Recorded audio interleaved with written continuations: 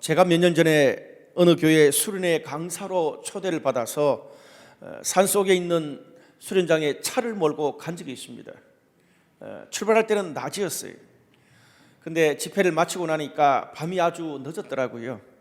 근데 산이 깊다 보니까 휴대폰도 내비게이션도 작동이 되질 않았습니다. 근데 주변에 작고 아주 길이 험한 낭떠러지 같은 그런 작은 길들이 있어가지고 위험하더라고요. 제가 한 30분 정도 헤맸습니다. 이러다가는 큰일 나겠구나 싶었는데 마침 예전에 들었던 말이 문득 생각이 나더라고요. 산속에서 길을 잃었을 때는 북극성을 보라. 제가 어릴 때 꽤 많이 들었거든요. 제가 그래서 차를 세우고 밖에 나와서 하늘에 떠 있는 북극성의 위치를 확인하고 그 산길을 빠져나올 수 있었습니다. 전자기기나 통신이 발달하지 않았던 옛날에는 바다를 항해하는 배나 또 여행자들이 오지나 깊은 산들을 여행할 때 하늘에 떠 있는 북극성을 보고 길의 방향을 찾았습니다. 이 말은 지금도 여전히 유효합니다. 우리가 처한 상황이 한치를 내다볼 수 없는 불안하고 혼란스러울 때는 북극성처럼 심플하게 한 곳만 바라봐야 됩니다. 위기를 어떻게 빠져나오고 또 어디로 가야 할지 거기에 집중해야지 주변의 것을 지나치게 너무 많이 생각해서는 안 됩니다. 그래서 나 인생은요, 영을 만들기도 하고 새로운 길도 열지만 수많은 사람들을 낙심과 몰락의 길에 빠지게도 합니다. 현재 우리 대한민국이 처한 상황은 난세라고 할 수 있습니다. 코로나19의 전국적인 확산 때문에 국가의 위기 경보 단계가 심각으로 격상됐습니다. 코로나의 전국 확진자 수가 3,000명에 육박하고 있습니다. 그것 때문에 한국 천주교는 236년 역사상 처음으로 모든 미사를 중단했습니다. 그리고 개신교의 수많은 교회들도 잠정적으로 예배를 중단하고 온라인 예배로 드리게 되었습니다. 50년 제 인생을 돌아볼 때도 교회가 공식적으로 주일 예배를 멈추고 온라인으로 드리는 것은 처음 있는 일입니다. 교회뿐 아닙니다. 학교들도 개학을 미루고 여러 많은 회사와 가게들도 임시 휴업에 들어갔습니다. 경제도 말이 아니고요. 특별히 대구 경북 지역의 상황은 통제 불능 상태로 빠져들고 있습니다. 과연 이런 상황에서 하나님을 믿는 우리가 무엇을 바라보고 어떤 생각과 태도로 살아야 할까? 너무나 중요한 시기입니다. 그래서 저는 말씀의 제목을 나인세에 빛나는 별이 되라고 정했습니다. 오늘 말씀을 통해서 어렵고 힘든 시기에 더 빛나는 신앙과 삶을 살아가는 우리 모든 블루라이트 교회 성도 되시기를 주님의 이름으로 축복합니다. 우리는 난세의 영웅인 엘리야 선지자의 삶을 주일마다 듣고 있습니다. 지난 두 번의 말씀을 통해서 이스라엘 땅에 3년 반의 가뭄이 찾아왔을 때 엘리야가 그리 시냇가에서 까마귀가 날아다 주는 음식을 먹으면서 견뎠고, 그 다음에는 이방 땅인 시돈의 사르밧에 가서 죽으려고 하는 사르밧 과부의 아들과 또 과부를 살려냈습니다. 특별히 오늘 본문은 가뭄의 시대를 끝내고 엘리야가 다음 여정으로 가기 위해서 하나님이 메시지를 주는 장면입니다. 오늘 1절과 2절 말씀 보니까 이런 말씀이 있습니다. 많은 날이 지나고 제3년에 여호와의 말씀이 엘리야에게 임하여 이르시되 너는 가서 아합에게 보이라. 내가 비를 지면에 내리리라. 엘리야가 아합에게 보이려고 가니 그때 사마리아에 기근이 심하였더라. 오늘 이 말씀에 몇 가지 포인트가 되는 게 있습니다. 이스라엘 땅에 가뭄으로 고통을 받은 지 3년 반이 지나자 하나님께서 엘리야에게 다시 비를 내리겠다고 메시지를 주셨습니다. 그런데 그때까지만 해도 아직도 이스라엘은 기근의 상태였습니다. 우리가 오늘 본문 앞에 있는 열왕기상 17장 1절, 그리고 오늘 18장 1절 말씀을 보면 이스라엘 땅의 가뭄의 소식도 그리고 가뭄이 끝나는 비의 소식도 다 엘리야가 전했습니다. 그런데 중요한 것은 하나님이 엘리야에게 주신 그 메시지를 제일 먼저 누구에게 전했냐는 거예요. 아합 왕에게 전했습니다. 여러분, 아합 왕이 누굽니까? 이스라엘 역사상 하나님의 뜻을 거역한 가장 악한 왕 중에 하나입니다. 그리고 이 아합은 엘리야를 원수처럼 생각해서 엘리야를 잡아 죽이려고까지 했던 사람입니다. 그런데 하나님은 그런 아합 왕에게 엘리야가 가서 하나님의 메시지를 전하라 그랬습니다. 왜 그랬을까요? 아합이 이스라엘을 다스리는 왕이었기 때문에 가뭄의 소식도 그리고 기쁜 비의 소식도 제일 먼저 전하게 했던 겁니다. 엘리야 시대만이 아닙니다. 구약의 예언서를 보면 선지자들이 이스라엘 땅에 하나님의 심판 그리고 하나님의 회복의 날을 전할 때도 최고 지도자인 왕과 제사장에게 꼭 알리게 했습니다. 문제는 그 지도자를 동의하냐 안 하냐, 지도자나 선지자 개인의 이념이나 신앙의 색깔은 접어뒀어요. 중요한 것은 세상을 향한 하나님의 사랑과 정의를 바르게 알리는 것이 선지자의 역할이었습니다. 여러분, 만약에 엘리야가 하나님의 메시지를 듣고 조금만 다른 마음을 먹었다면 어떻게 됐을까요? 이 아합의 시대는 고대 사회입니다. 고대 사회에 3년 반 동안 가뭄이 있었다면 백성들 앞에서 아합의 지도력은 아마도 탄핵 청원 100만 원 좋기 넘었을 것 같아요. 만약에 엘리야가 자신을 찬성하는 아합 왕의 반대편에 있는 장군이나 고위층에게 하나님이 주신 비의 소식, 비의 뉴스를 그들에게 흘렸다면 어떻게 됐겠습니까? 아합 왕의 반대편에 있는 야당이 반대파가 백성들의 신임을 얻을 거고 아합 왕은 공경에 처하게 됩니다. 그것으로 엘리야는 자신을 죽이려고 하는 아합 왕을 제거하는 최고의 기회가 될 수 있는 것입니다.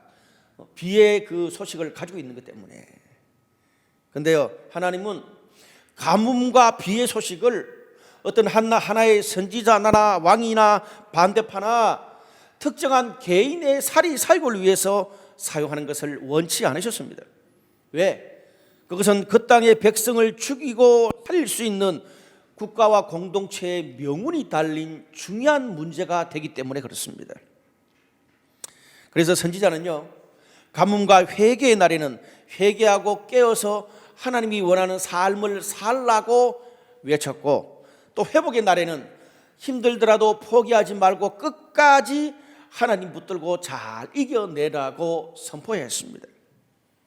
구약 성경에는요, 국가와 공동체가 위기를 당할 때 이것이 하나님의 뜻을 백성들에게 전달하는 중요한 패턴이었습니다. 무슨 말입니까? 이 땅에 위기가 닥쳐왔을 때 크리스찬과 교회가 하나님의 뜻을 전하는 공적인 역할을 바르게 감당하라는 거예요. 현재 우리나라를 볼 때 평범한 국민으로서 가장 답답하고 아쉬운 게 뭡니까? 여러분, 뭐가 요즘 가장 답답하세요? 우리 TV를 보면 날마다 확진자 수가 기하급수적으로 늘어나고 있고요, 임시휴업하는 것도 많아지고 경기 침체 때문에 다들 죽을 지경입니다. 불안과 두려움은 점점 커가는데 여당과 야당은 물론 언론까지 합세해서 이게 문제다, 저게 문제다, 누구 탓이냐 연일 싸우고 난립니다. 보다 보면 짜증이 나고 너무 혼란스러워져요. 특히 신문의 경우는 부정적인 뉴스가 70%를 넘습니다. 한마디로 진영 논리가 판을 치고 있습니다. 모든 문제가 중국의 눈치를 보면서 중국인 입국을 거부하지 않아서 그렇다. 또 다른 한쪽에서는 아니다, 중국인 입국 거부는 실효성이 없다, 중국에서 온 한국인과 신천지가 더 문제였다, 또 이 중국의 마스크를 엄청 갖다 줘서 국내에는 마스크 대란이 일어났다. 아니다, 그것은 확산되기 전에 한 조치다, 이 기업의 사재기가 문제였다, 다시 대책을 세우겠다. 거기서 끝나지 않습니다. 지난주에 청와대 국민청원 게시판에 대통령 탄핵이 140만에 이르렀습니다. 반대로 대통령을 응원한다 쪽은 110만입니다. 한마디로 광화문과 서초동이 이 위기 사태에서도 다시 그대로 재현되고 있습니다. 여러분, 우리가 신약성경 요한복음 9장에 보면 이런 말씀이 있어요. 예수님과 제자들이 길을 가고 있을 때 어떤 한 맹인을 봤습니다. 그때 제자들이 예수님, 이 사람이 맹인이 된 것이 누구 죄 때문입니까? 부모의 죄 때문입니까? 자신의 죄 때문입니까? 라고 물었습니다.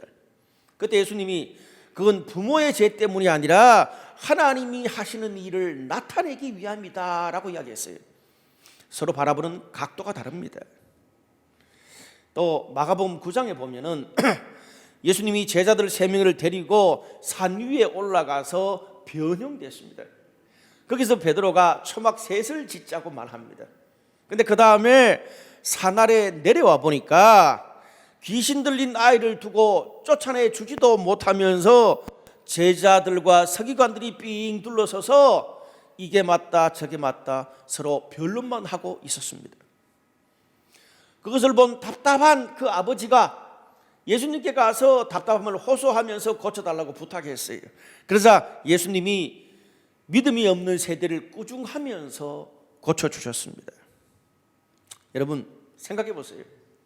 눈 멀고 귀신 들린 사람에게는 원인이 뭐냐, 고치는 방법이 뭐냐 변론하는 게 중요한 게 아니에요. 눈이 멀고 귀신 들린 사람은 고쳐주고 살려주는 것이 제일 우선합니다. 원인을 어떻게 규명하자, 대통령을 탄핵하자, 변론은요 나중에 해도 돼요. 그건요 나중에 국민들이 판단하면 돼요. 우리 국민들이 바보가 아닙니다. 여러분 지금 국가가 위기 상황이잖아요. 불난 집에 어떻게 하면 불을 끄고 다친 사람을 구해내고 빼내야 될 건가? 고통당하는 사람을 위로하고 이 사태를 수습하기 위해서 모두가 힘을 합쳐도 시원치 않은 그런 지경입니다. 오늘 말씀을 통해서 국가와 공동체가 위기를 당할 때는요 정치적 이념이나 사적인 유익에 따라서 움직여서는 안 됩니다. 나하고 이념이 좀 안 맞더라도 내가 찬성하든 그건 좀 접어두고 국가와 고통받는 국민의 안위를 생각해야 됩니다. 오늘 본문의 엘리야를 보세요. 3년 반 가뭄이 찾아온 국가의 위기 상황에서 엘리야가 자기를 죽이려는 아합 왕한테 하나님이 주신 최고의 정보를 가장 먼저 알렸습니다. 그걸 가지고 이 정적인 아합 왕을 몰아내려 그러지 않았어요. 여러분 우리 사회가 위기 가운데 있는데 모든 것을 진영 논리로만 바라보게 된다면 죽어가는 사람들 앞에 모여서 뭐가 문제냐고 변론하는 제자들과 다를 바가 어디 있습니까? 똑같은 거예요. 여러분 우리는 가뭄의 소식만 전해야 되는 것이 아니라 비의 소식도 동시에 전해야 됩니다. 난세의 불안, 두려움, 혐오가 아니라 고난당하는 자를 위로하고 살려내는 하나님의 위로와 회복의 메시지를 전해야 할 책임이 우리들에게 있습니다. 그것이 크리스천과 교회의 역할입니다. 그런데 이런 상황에서 3.1절에 대통령 탄핵 집회를 연다고 생각하는 것 자체가 그것도 또 목사가 제가 너무 부끄럽더라고요. 여러분 지금 가장 이번에 코로나19로 큰 타격을 받은 곳이 대구 경북, 흔히 TK라고 그러죠. 대구 경북 지역입니다. 거기는 보수의 텃밭입니다. 제가 거기 출신이잖아요. 어떤 면에서 여당이 제일 표를 못 받는 곳이기도 합니다. 대구 경북이에요. 그런데 국무총리 이하 정부의 핵심 관리들이 지금 대구에 거주하면서 대구 경북을 돕고 있습니다. 제 생각에는 그렇게 도와도 다음번에 표를 특별히 더 많이 받을 거라는 생각이 별로 들질 않아요. 그럼에도 불구하고 서로 이념을 넘어서 그렇게 돕고 있잖아요. 너무 감사한 일이에요. 의사들이 대구 경북 지역을 돕자고 호소해서 수많은 의료인과 봉사자들이 생명의 위협을 받으면서 대구로 가고 있습니다. 얼마나 귀한 일입니까? 대기업들이 대구 경북 지역을 돕기 위해서 통큰 기부를 하고요, 전국의 수많은 단체 교회 사람들이 손소독제와 마스크를 보내고 있습니다. 경기 침체로 인해서 임대료를 낮추자는 그런 착한 일들이 전국에서 속속들이 일어나고 있습니다. 저희가 이번에 주일마다 예배를 드리는 우리 공연장에서도 이 부분에 동참해 줬어요. 얼마나 감사한지. 이렇게 돕는 일에 저는 우리 교회와 성도들도 동참하려고 합니다. 이념과 정파를 떠나서 나보다 더 힘든 사람, 더 힘든 지역을 돕기 위해서 온 국민이 팔을 걷어붙였습니다. 여러분, 이런 것을 알리고 독려하는 것이 위기 때의 언론의 할 일 아닙니까? 개인이 SNS 찬성 반대를 이야기하는 거야 개인의 신념이니까 그렇다 쳐요. 근데 언론은 공적인 기관이잖아요. 공적인 언론이 지금 불났는데 진영 논리로 불난 집에 부채질을 합니다. 여러분, 불났을 때 부채질을 해야 될까요? 아니면 주변에 알려서 불을 끄도록 독려해야겠습니까? 여러분, 이게 안 되니까 기레기라고 욕을 하는 것입니다. 회개해야 돼요. 언론들은. 우리가 기억해야 될 사실은 이 고난도 언젠가는 끝날 것이라는 사실입니다. 오늘 본문처럼 가뭄이 끝나고 비의 소식을 전할 때가 분명히 있을 거예요.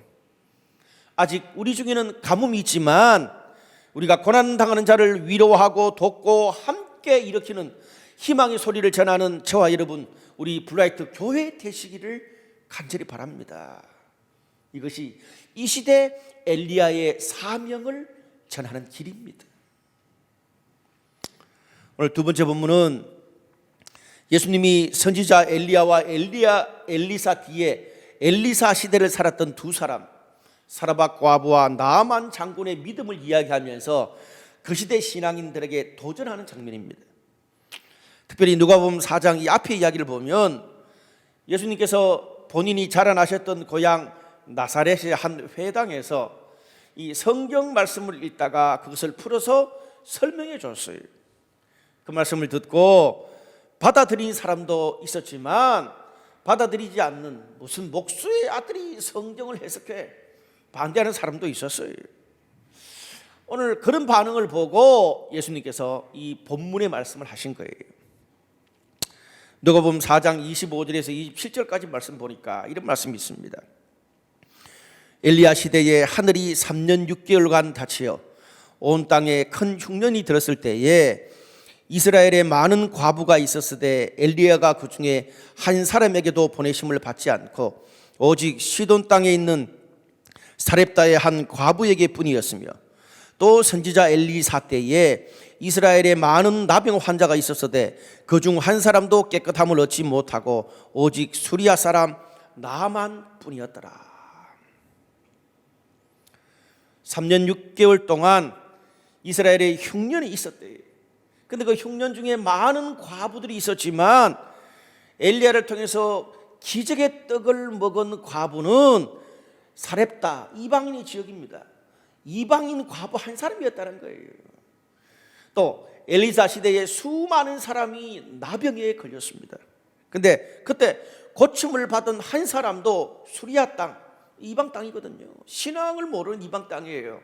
그 이방 땅의 나만 장군 한 사람만 고침 받았다는 거예요. 무슨 말입니까? 흉년이 들어서 많은 사람들이 굶어 죽고 과부가 되고 나병이 들어서 쓰러졌지만 그런 중에도 하나님의 은혜를 경험하고 하나님의 기적을 경험하는 그 한 사람이 분명히 있다는 것을 기억하라는 거예요. 힘들다고 모두가 쓰러진 거 아니란 말입니다. 힘들어도 믿음으로 그것을 이겨내는 한 사람이 있다는 거예요. 그 사람이 이스라엘 안에서 신앙이 깊은 사람이냐 아니면 말씀과 신앙도 모르는 그런 이방인이냐, 그런 건 중요하지 않다는 거예요. 중요한 것은 믿음의 문제입니다.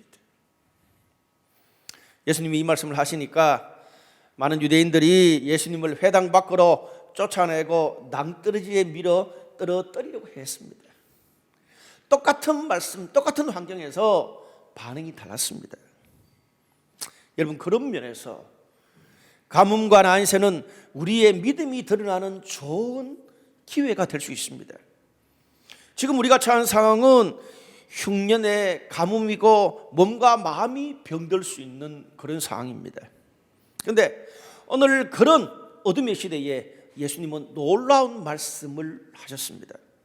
현실 때문에 모두가 안 된다, 쓰러진다, 어쩔 수 없다고 할 때에 사렙다 과부와 나아만처럼 하나님이 주시는 말씀을 단순하게 믿고 비의 소리를 기다리면서 포기하지 않고 나아가면 오히려 그 가뭄의 시기가 하나님의 축복을 경험하는 기회가 될 수 있다는 거죠.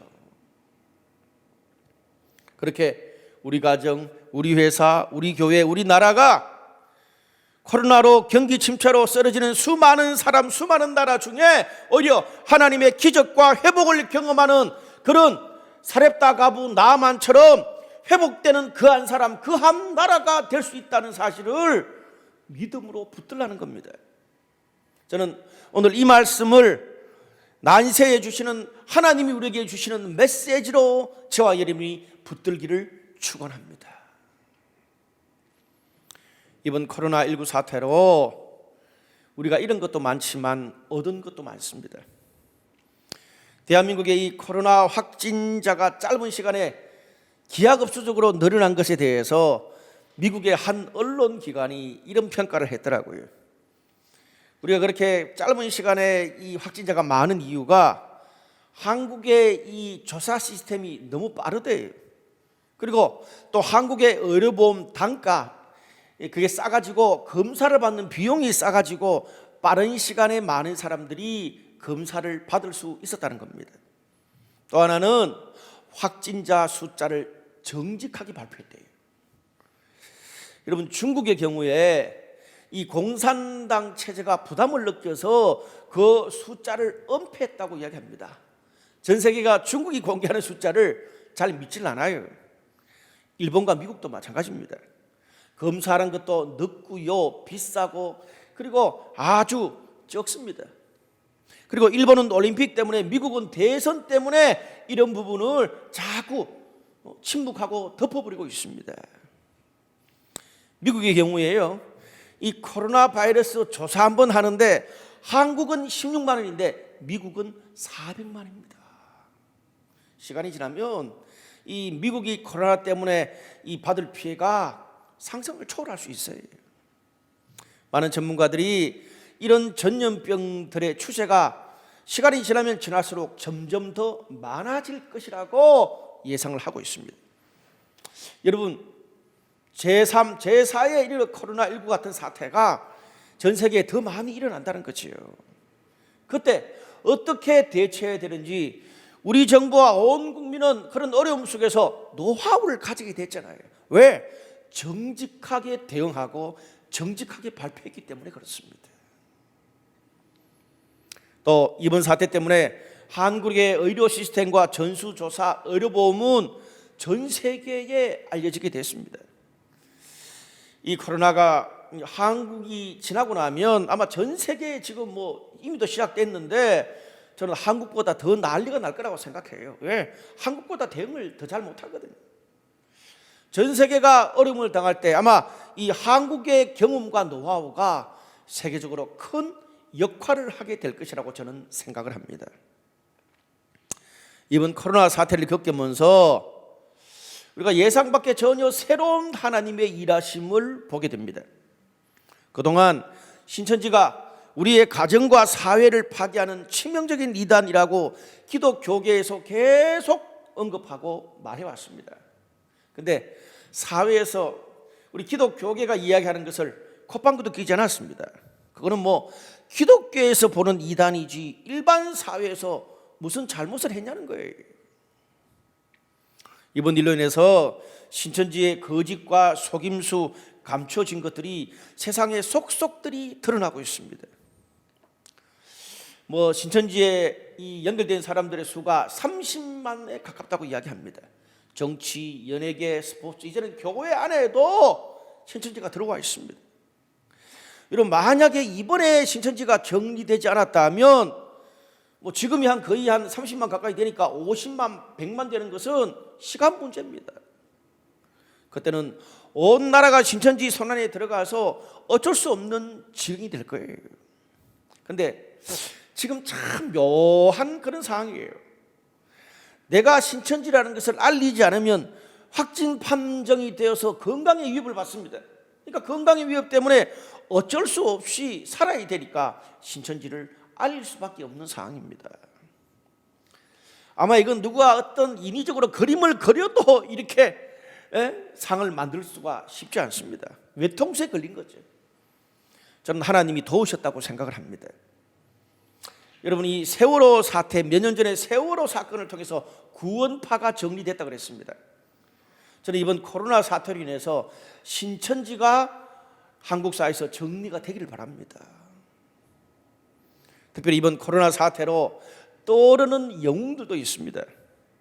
매일 오전, 오후 두 번에 걸쳐서 이 코로나 확진, 여러 가지 코로나의 상을 알리는 이 질병관리본부의 본부장인 이 정은경 본부장이 화제입니다. 기자가 우리 정은경 본부장한테 1시간도 못 주무시는데 어떻습니까? 물으니까 그 정은경 본부장의 답변이 1시간보다는 더 잡니다 라는 말이 화제가 됐죠. 한두 시간의 쪽잠을 자고 전체적으로 모든 질병 관리를 컨트롤한다 그래요. 그분이요, 머리 감는 시간도 절약하기 위해서 머리카락까지 잘랐대요. SNS에 보면 정은경 본부장이 시간이 지남에 따라서 점점 초췌해지는 모습을 비교하는 것이 계속 떠돌아다니고 있습니다. 그만큼 고생을 한다는 말이에요. 여러분, 보수 진보 언론도 정은경 본부장 욕하는 사람 없어요. 만약에 그랬다면 아마 국민들한테 호되게 야단을 맞을 거예요. 이런 분이 우리 주변에 있다는 게 너무 감사하죠. 또 이 중앙재난안전대책본부의 공식적인 집계에 따르면 우리 2월 28일까지 전국에서 853명의 의사, 간호사, 재활 관련 봉사자들이 대구, 경북에 가서 봉사하겠다고 뜻을 전해왔다는 거예요. 얼마나 감사해요. 사랑하는 여러분, 난세는 영웅을 만듭니다. 이 시대의 영웅이 누굽니까? 이 땅에 고통받는 사람들을 위로하고 살려내고 회복시키기 위해서 기꺼이 나 한 사람 희생할 수 있는 그 사람, 그가 난세의 영웅입니다. 오늘 저와 여러분, 우리 브라이트 교회가 하나님의 사랑과 정의를 이 땅에 그렇게 드러내는 난세에 빛나는 영웅, 난세에 빛나는 별이 되시기를 주님의 이름으로 축복합니다. 말씀의 결론을 맺겠습니다. 이번에 한국교회가 유례 없이 온라인으로 예배를 드리게 됐습니다. 그동안 드려오던 모든 예배와 모임들은 중단되지만 이것 또한 저는 교회의 본질이 뭔지를 되새기고 우리의 신앙을 점검받는 귀한 기회가 될 것이라고 생각을 합니다. 이럴 것이라고 예상한 건 아닌데 저희 교회가 작년부터 올해 이르기까지 큐티와 말씀 묵상을 계속 강조해 왔습니다. 매일 말씀 묵상을 하지 않으면 간첩이나 이방인이다라고까지 이야기를 했어요. 저는 이번 기회에 매일 말씀 묵상을 더 훈련했으면 좋겠어요. 우리가 주일 온라인 예배로 드리는, 그래서 말씀이나 찬양에서 은혜 받은 이야기, 또 매일 큐티하면서 은혜 받은 그런 말씀들, 또 기도 제목들을 셀 카톡방에 더 많이 나누었으면 좋겠어요. 그리고 우리가 대면에서 만나기는 쉽지 않지만 여러 가지 다른 방법으로, 카톡으로, 줌으로, 전화로, 수많은 그런 방법으로 더 많이 서로를 격려했으면 좋겠습니다. 그리고 이번에 저희 교회뿐 아니라 온 한국교회가 온라인으로 예배를 드리잖아요. 특별히 저희 교회 온라인 예배도 주변에 한번 추천해 주십시오. 그리고 믿지 않는 가족들과 내가 우리 블레드 강남교회에 온라인 예배를 드리는데 같이 한번 드려보자. 가족들에게, 주변의 친구들한테 같이 한번 초대해서 또 전도할 수 있는 그런 기회도 될 수 있을 것입니다. 특별히 우리 교회는요, 건물이 없기 때문에 별로 건물에 구애받지 않는 그런 교회입니다. 저는 이번 한 달 정도 우리가 온라인 예배를 드리면서 우리 성도, 셀, 교회가 영적으로 더 강력해지고 곳곳에서 수많은 간증들이 더 많아질 것을 확신합니다. 그리고 더 많은 사람들에게 전도할 수 있는 기회가 될 줄로 믿습니다. 제가 지난 주간에 이번에 우리 교회가 온라인 예배를 우리 운영위원회가 결정하면서 성도들을 위해서 쓴 글이 있어요.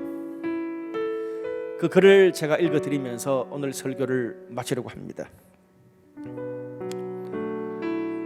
이번 결정은 국가와 지역사회의 일원인 교회가 비상사태에 따른 국가의 요청에 동참하는 공적인 역할을 수행하는 것입니다. 또한 빠르게 확산되는 정열병에 대한 선제 조치이기도 합니다. 성경과 교회의 역사를 보면 하나님의 교회는 수많은 위기와 핍박의 상황에서 하나님을 신뢰하는 믿음으로 신앙을 지켜냈습니다. 성전이 파괴되고 바벨론 포로로 끌려갔던 다니엘은 예루살렘을 향한 창문을 열고 전에 하던 습관대로 하루 3번씩 기도했습니다. 다니엘서 6장 10절에 보면, 그리고 로마의 핍박을 받았던 초대교회 성도들은 산과 강야 지하 동굴에서 하나님을 예배하면서 신앙을 지켰습니다. 어떤 고난, 어떤 무서운 전염병도 하나님을 예배하는 성도들의 열정을 멈추지 못했습니다. 비록 우리가 건물에서 예배는 중단되지만 각자 처소에서 드려지는 공동체 예배는 계속될 것입니다. 왜냐하면 교회는 건물이 아니라 그리스도의 몸이기 때문입니다. 이번 일이 우리의 신앙을 더 굳건히 하고 하나님의 새로운 일하심을 보게 되는 기회가 될 줄로 믿습니다. 예레미야 29장 11절은 이렇게 말씀합니다. 여호와의 말씀이니라. 너희를 향한 나의 생각을 내가 아나니 평안이요 재앙이 아니니라. 너희에게 미래와 희망을 주는 것이니라. 다시 한번요. 예레미야 29장 11절 말씀, 여호와의 말씀이니라. 너희를 향한 나의 생각을 내가 아나니 평안이요 재앙이 아니니라. 너희에게 미래와 희망을 주는 것이니라. 아멘.